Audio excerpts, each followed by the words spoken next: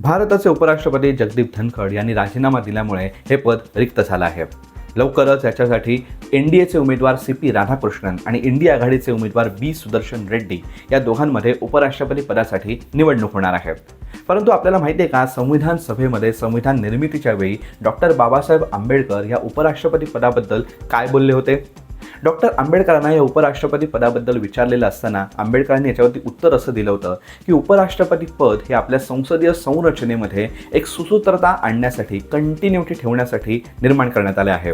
या पदाचं मुख्य काम असं आहे की राज्यसभेचे पदसिद्ध अध्यक्ष म्हणून राज्यसभेतलं कामकाज सुरळीत पार पाडणे, तसेच या कामाची गुणवत्ता राखणे, डेकोरम राखणे हे हा पदसिद्ध अध्यक्ष म्हणून उपराष्ट्रपतींचं मुख्य काम असणार आहे.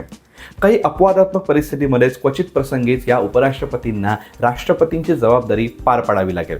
त्याच्यामुळे आपल्या संसदीय रचनेमध्ये हे उपराष्ट्रपती पद राष्ट्रपतींपेक्षा थोडंसं दुय्यम जरी असलं किंवा थोडंसं कमी महत्त्वाचं जरी असलं तरी राज्यसभेचे पदसिद्ध अध्यक्ष म्हणून या पदाचं महत्त्व फार मोठं आहे. त्यामुळे या पदाची निवडणूक प्रक्रिया देखील राष्ट्रपतींच्या निवडणुकीपेक्षा थोडीशी वेगळी आहे. आता लवकरच याबद्दलची निवडणूक होणार आहे आणि आपल्या भारताचा नवीन उपराष्ट्रपती कोण हे लवकरच ठरणार आहे.